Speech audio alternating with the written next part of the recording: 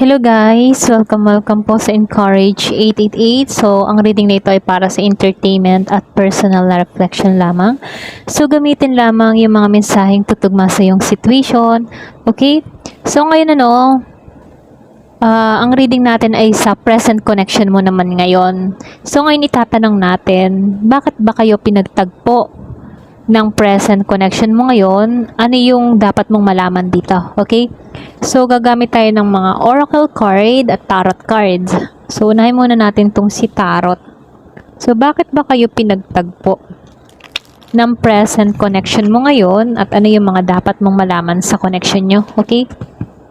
Give it the message.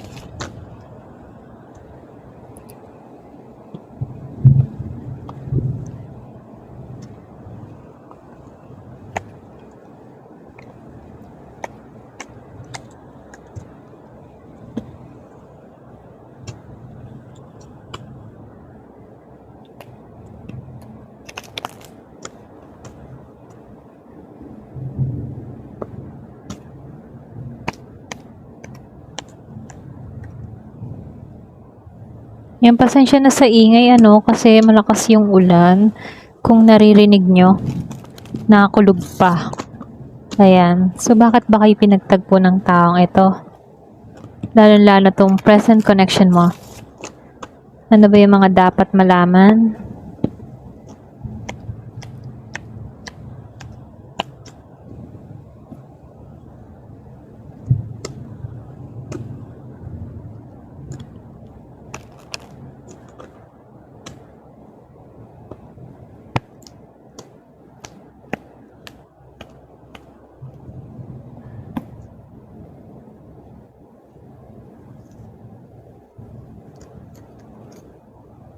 Ayan, ayusin ko lang.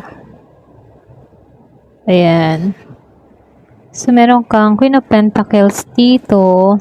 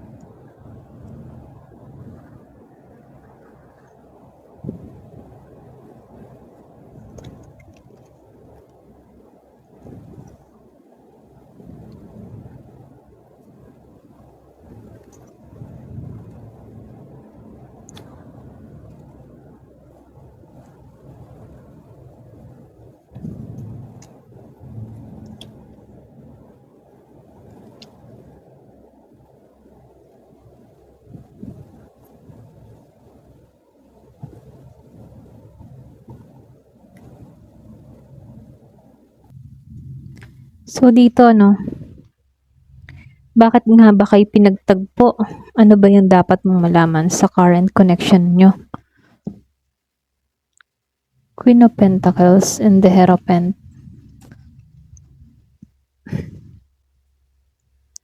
Kumbaga, dito sa Queen of Pentacles, kasi dito, pinapakita yung connection nyo dito. Meron kasi kayong potential sa isa't isa, okay? Para bang nakikita mo sa taong ito yung seguridad, ganun din siya sa'yo. Kumbaga may balance, So, nakikitaan ko dito, pareho naman kayong maalaga at pareho kayong matatag. Kaya kayo pinagtagpo dito kasi nakikitaan ko dito, same kayo ng pag-uugali, okay? So, nakikitaan ko din dito, yung isa sa inyo, pwedeng siya yung nagtuturo, okay? Yung isa naman kung paano magmahal ng may malasakit at merong responsible, okay, sa connection. Para bang nagtutulungan kayo dito. Iba sa inyo pwedeng malakas ang Taurus or pwede meron kang kadiling na Earth sign, Taurus, Virgo, or Capricorn. Pero ganun pa man, magbase tayo sa energy. So, dito, nakikitaan ko rin dito, malakas din yung energy ng commitment ninyo, okay? Kaya okay kayo dito, Para bang pinagtagpo kayo upang matuto sa bawat isa, okay? Kumbaga, naging aral yung connection ninyo. So, nakikitaan ko dito, kasi nagkaroon kayo ng mahalagang leksyon eh. Kumbaga, nakikitaan ko dito, natuto kayo magtiwala sa isa't isa, andun yung respeto, andun yung seryosong relasyon. Kasi sa The Hierophant, nakikitaan ko dito, tradition to. Tradition tong tao na to, or pwede rin ikaw, tradition ka. Pag ikaw ay humahanap na isang connection, gusto mo, same kayo ng adhikain, ano? Maaaring ito yung nagpapahiwatig ng possibility ng long-term connection, ano? Or long-term commitment. Pareho kayong nagsisikap sa connection na to, no? Pero lumalabas, ano, pareho kayong nagkakaisa, ganon. So, dito, no, Page of Cups at itong si Six of Pentacles. Ayan, pasensya na ha. At naman yung pusa ko. Ayan. So, dito, no, sa Page of Cups, tapos sa Six of Pentacles. Kumbaga, yung energy nyo dito, no, pwede yung iba sa inyo, nakaramdam ka ng bagong emosyon dito sa taong ito. Para bang sa lahat ng naging kakonek mo, dito ka lang naging magaan yung pakiramdam mo. Para bang na-feel mo dito yung totoo, okay? Kaya ikaw, nagbukas ka ng damdamin sa taong ito. Kumbaga, para bang hinikayat ka dito na maging tapat sa nararamdaman mo about sa tao na to. Para bang natuto ka muling magtiwala. So, nakikitaan ko lang din dito, hindi ka natakot eh. Para bang ang dating lang ng taong ito sa buhay mo ngayon, ano? Para bang yung tipo na comfortable, okay? Panatag ka lang, ganyan. Nararamdaman mo din yung pagiging totoo ng tao na to, lalo na pag naglalambing, okay? Naglalambing siya sa'yo, or pwede rin ikaw, naglalambing sa kanya. Pareho, totoo yung nararamdaman nyo, okay? Kumbaga dito, nakikitaan ko dito, balance eh. Balance kayo pareho. Yung relasyon nyo kasi, nakikitaan ko dito, merong give and take. Pwedeng pareho na kayong matured, kaya ganun yung inyong samahan. Kumbaga, kung meron ka mga past connection, hindi mo naramdaman yung connection mo ngayon sa nararanasan mo ngayon, ano. Pwedeng in the past, marami kang mga problemang kinaharap, pero itong connection mo ngayon, dito mo naramdaman yung secure, ganon. So, nakikitaan ko dito, no. Balance kayo, pareho kayong balance, pareho kayong may give and take sa isa't isa. Nafe-feel ko dito, pareho kayong matured, pareho kayo ng interest, or sabihin natin, pareho kayo ng nararamdaman. So, si Three of Pentacles at itong si Ace of Swords, ano, para bang ano, yung bang tipong pinagtagpo kayo upang magtulungan, alam mo yon, matutong magtulungan, okay? Pwedeng meron kang present ngayon na meron ding hindi magandang karanasan sa relasyon before, bago ka dumating, ano, para bang ngayon yan naramdaman yung comfortable, ganun ka din. So, pwedeng pinagtagpo kayo ng tao na to para matuto or magtulungan, okay?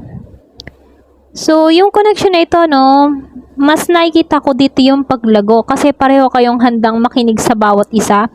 Handa kayong makipag-usap, ano. Kumbaga, pareho kayong may teamwork sa isa't isa. Ganon. So, dito sa Ace of Swords, ano, lumalabas, ano, malinaw yung communication nyo ng tao na to. Kasi alam mo sa sarili mo na kailangan mahalaga yung pagiging totoo. At ganun din tong taong ito. So, pwedeng nag-usap na kayo about sa connection na ninanais nyo, ganyan. Ayun, so nakikitaan ko lang dito, no, nagkakaroon kayo ng pagkakaunawaan. Maganda yung samahan ninyo. Maganda yung teamwork ninyo. Kaya parang compatible kayo ng taong ito. Okay? Yung iba sa inyo, pwedeng meron kang kadiling na air sign, Gemini, Libra, or Aquarius. Meron din ako nakikitang earth sign, Taurus, Virgo, or Capricorn. And meron din ako nakikitang water sign, Scorpio, Cancer, or Pisces. Kung may kadiling ka na ganon. Pero ganun pa man, or pwede rin ganito yung energy mo. Ito yung zodiac sign mo. Okay? Pero magbase na lang tayo sa energy, ano.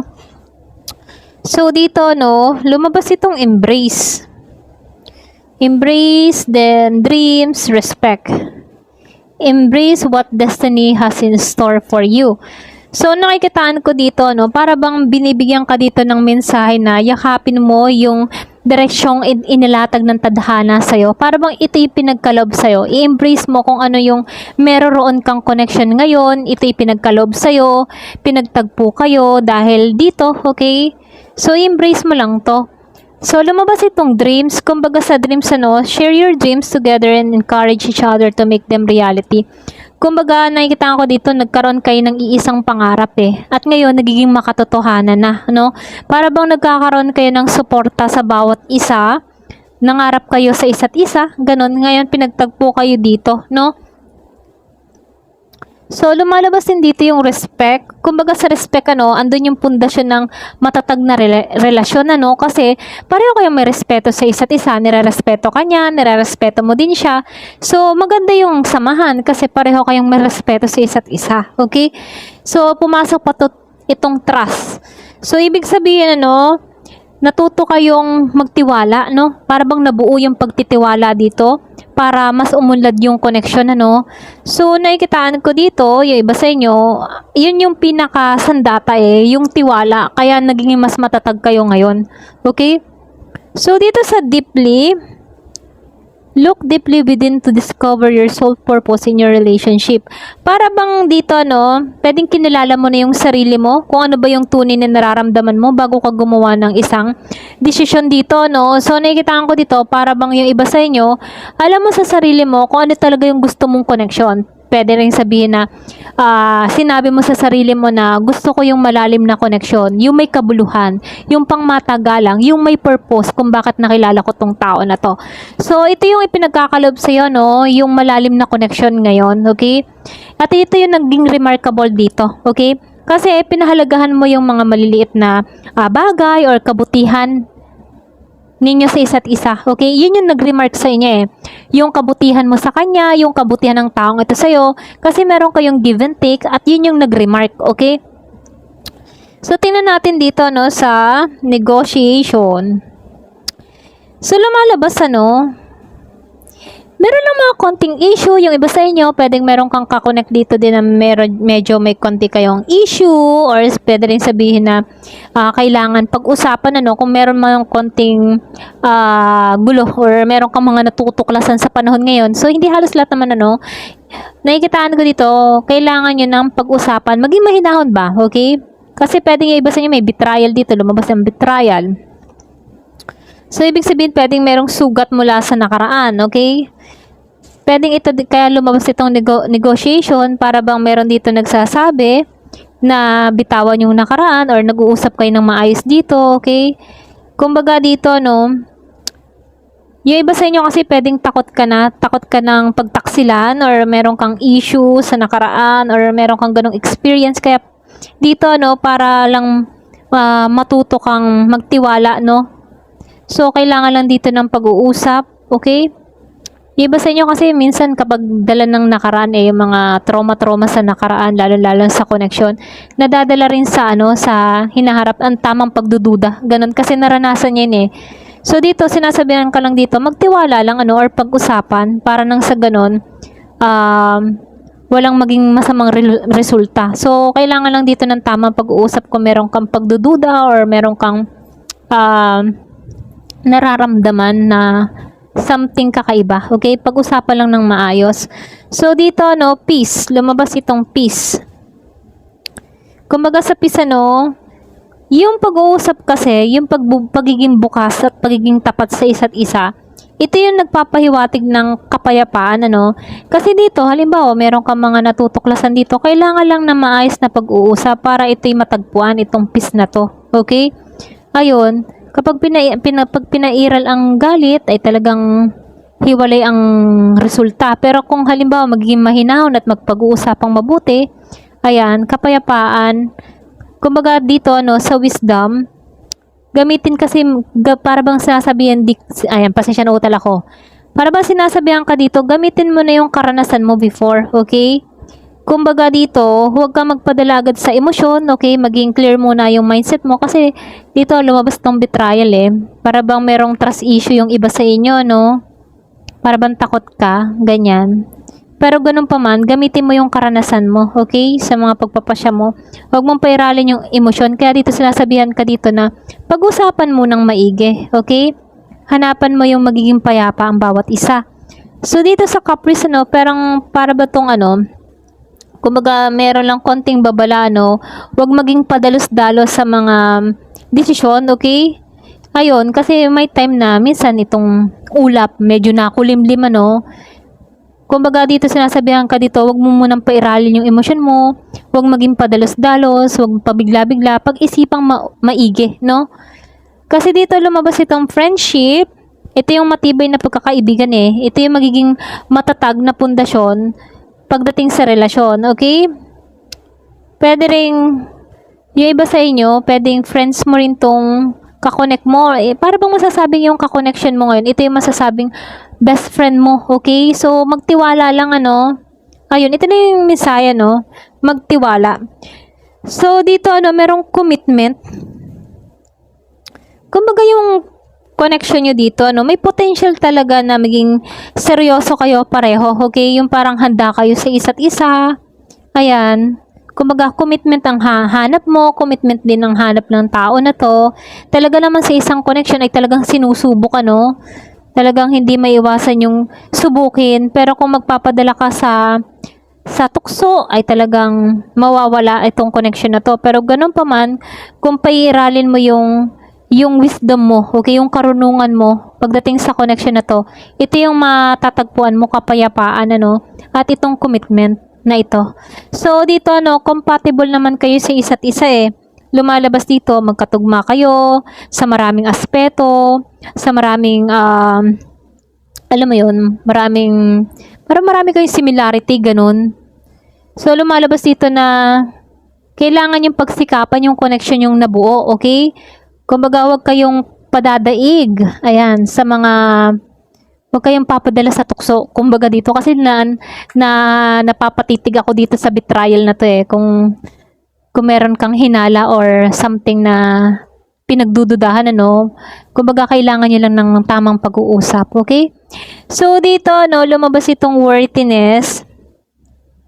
Kumbaga, paalala lang dito, na karapat dapat kang bang, yung bang, once na alam mo yung halaga mo, ito din yung makikita ng taong ito okay? Pagkita mo yung halaga mo, kung paano mo inaayos ang sarili mo, kung paano mo inalagaan yung sarili mo, ito yung masasabing kumbaga, kapag ganun yung ginagawa mo, ganun din yung isusukli sa'yo, okay? So, nakikitaan ko dito, may konti lang paalala na karapat dapat kang mahalin at respetuhin, kasi alam mo kung paano alagaan yung sarili mo, okay? So, dito, sa The Silver Waterfall, para ba tong emosyon, alam mo yon, parang paglilinis ng emosyon, or ito yung simbolo na to, para bang nagpapahiwatig ito ng bagong simula, bagong kabanata, okay? So, dito, inner peace. Kumbaga, sinasabihan ka dito, unahin mo yung kapayapaan ng isip at puso mo, okay? So, connection, dito kayo nagtapos. Ayan. So, hindi aksidente ang inyong pagkikita, May mga mahalagang aral at layunin ang connection ninyo. Ito lang yung mensahe. Kahit may mga tukso, hindi naman talaga may iwasan talaga na may tukso. Pero kung paiiralin mo talaga yung pagmamahalan nyo, pwede nyong bitawan tong tukso, okay? Ayan, kasi tukso lang talaga yan Pero ganun pa man, kahit na tukso, kung mag-uusap kayo ng maayos, papipiliin mo yung tao, di makikita mo yung resulta, okay? Ayan. Ito lang yung mensahe, So, may connection talaga dito, okay? Malalim yung connection. So, hindi ito para sa lahat, Dito sa may betrayal. Pero kung ikaw ang makakaalam kung yung kakonnection mo ngayon ay talagang loyal at tapat sa'yo, ha? Kasi lumalabas naman dito, nandun yung respect, embrace, trust pala. Embrace, respect, trust. Okay, malalim kasi yung connection na ipinapahayag dito, pero hindi naman may iwasan na pwedeng may tukso or lumalapit si tukso. Pero ganun pa man, na andyan niya sa matinding pag-uusap ninyo, okay? Para magkaroon ng harmony yung samahan ninyo. Ito lang yung mensahe, kasi nakikitaan ko dito, malakas kasi yung potential na may pag-unlad yung relasyon nyo, okay? Kumbaga, nakikitaan ko din dito, kailangan lang talaga yung tiwala, respeto, at malinaw na communication, okay? at kailangan din yung pagtutulungan para mas maging matatag yung connection nyo ngayon, okay? So, kung mayroon kang mga takot or sugats mula sa nakaraan, ano, panahon na upang harapin at hilumin ito, okay? So, mas mainam yon. Kumbaga, kung meron kang mga bad experience o naranasan mo mabetrayal dito, hindi naman palaging ganun yung ma-experience mo, okay? Ito lang yung mensahe, ano? Ayan. So, hanggang dito na lamang po. Thank you for watching. Love and peace.